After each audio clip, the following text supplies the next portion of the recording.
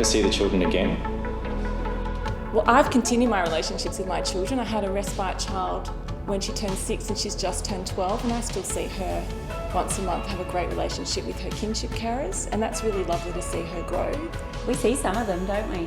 Yeah, sometimes we'll see them at like events, or if we had them for a really long time, we'll like meet up with the other carers so we can see the kid again. No.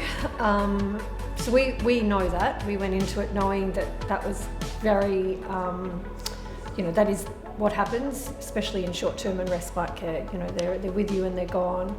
I always hope, secretly, and I know it will never happen, that I'll walk past someone in the street and recognise them, particularly the little girl that was with us for 6 months. I think about her frequently.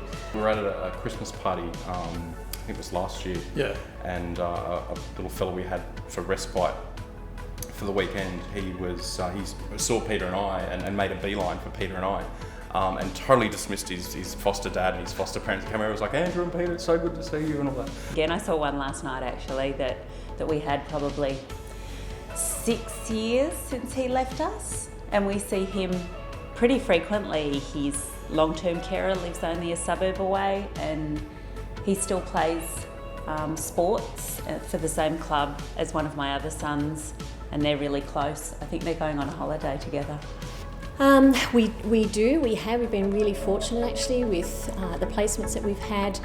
Many of them, certainly the longer term care placements, we've been able to maintain contact with the children, and that's been really beneficial, both for us, because it's always hard letting go, for our biological children, for them to maintain that contact with these kids who have been such a big part of their life.